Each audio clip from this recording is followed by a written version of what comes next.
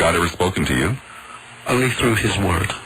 Well, then he hasn't spoken to you. I mean, you don't know how God speaks to people. Well, the way I believe God speaks to people is through his word. Fort Ritchie, Fort, you're on the air at 970 WFLA. Hello? Yeah. Yeah? Am I on the air? Yeah. Hello, Bob? Yeah, go ahead. Yeah, Bob, I'd like to say something to this guy who comes on and says God's a he, and he knows what God does this, and God does that. First of all, God is not a he, okay? For all you people out there, a he and a she is a male and a female. Now, God is not a male, and he's not a female, because male and female are of physical origins, all right? And you cannot have a God of a physical origin, okay? So, all this stuff about God being a he... Why couldn't you? Pardon? Why couldn't you? Well, God doesn't have a penis, and a male has a penis. How do you know he doesn't? Because it's a physical thing, a penis, you know what I mean? Yeah. And God is a spiritual. Now, insofar as God, what God is and everything, no one knows absolutely sure. Well, you seem to be pretty sure. Well, I wrote the story, The Absolute Truth of Life. Uh-huh. And in the story, I tried to show people... You wrote the story, The Absolute Truth of Life. Yeah, and you're trying to push your book on my show? No, I'm not even selling the thing. I give it away free to anybody who wants it. I'm not even... Really, not on my show, you're not. No, but I'll send you a copy. So I don't want a copy of it. Well, you're going to get one anyways, because I'm going to send it to you. Now, why don't you read away. it? Huh? I'll throw it away. Well, read it first and then throw it away. I don't got care. too much crap to read. This isn't crap. This is the absolute truth of life. And what I'm trying to tell people is what's right and what's wrong. Not exactly what's wrong, but insofar as what's right. You're so smart. What are you living in Port Ritchie for? Why am I living there? Yeah. Because I live on wherever I want. What the hell has that got to do with anything? I just said if you're so smart, what are you living in Port Ritchie for? Because I have no money to live anywhere else, but that has nothing to do with... Well, wait a second. If you got the secret to life, you ought to have some money. Pardon? You have the secret to life, you ought to have a few bucks, wouldn't you think? Or shekels as the case may be. No, God is not interested in money. In fact, money is the evil of the world. The way we took this planet, see, this is our Well, you're not God, though, right? This is our... You're not God, right? Pardon? You're not God, are you? In a sense, we are in the same as God, because, see, when we die... Well, you are God. No, we're not God. God is, as humans define God. Now, do you really think that God would have created Fort Ritchie? God didn't create nothing on this planet. God gave us this paradise. This is a paradise. Our garden... Fort Ritchie's a paradise?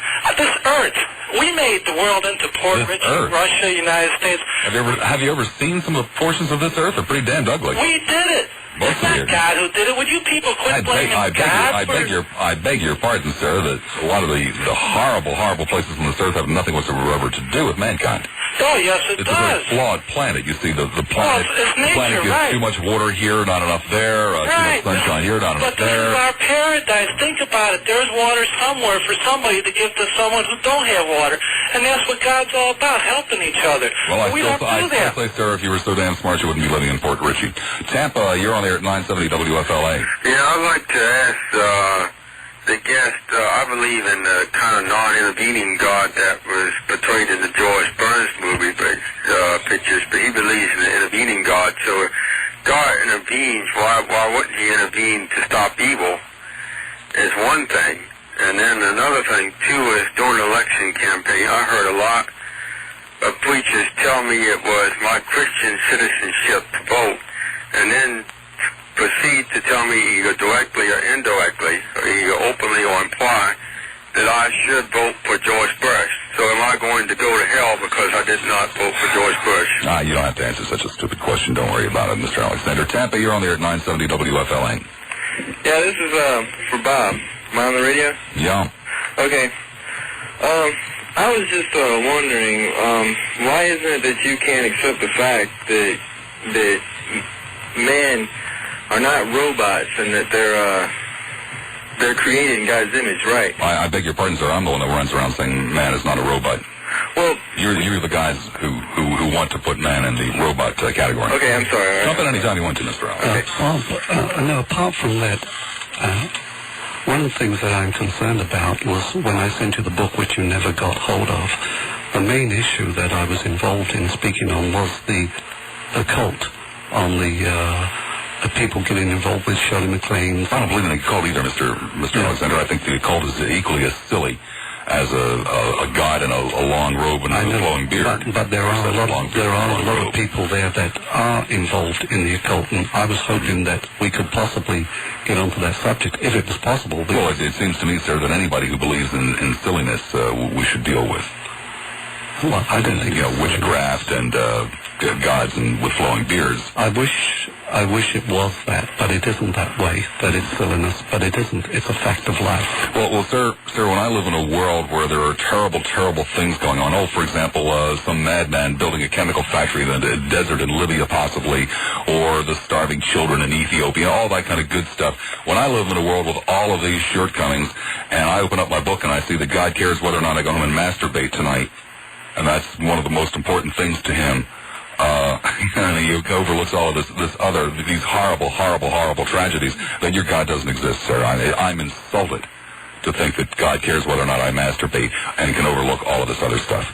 God cares about a lot of things, but it's whether or not I masturbate. But it's these people who build these things, like the chemical plants to kill and murder. God cares about that. He cares about everything. It's a real fact of life, and God does care. And what we're trying to do is to tell people what God cares about, not to kill. But what I was just trying to tell you just now is that millions of people are involved in this psychic phenomenon. It's a fact, and I was hoping that I could talk to people who were involved in this. Well, sir, when you come on the radio and say, "Hey, I've been to a seance and I talked with evil spirits and the table moved," and you, sir, are the one who are promoting psychic phenomena. Because I would say to you, sir, that I never experience no such thing because no such thing exists. Oh, yes, it does. Oh, yes, it does. Sir, you were had by a charlatan. No way, because I have... No way, because if you knew the whole story, which you don't, and if I was in your position and we were changing over, I would be saying that.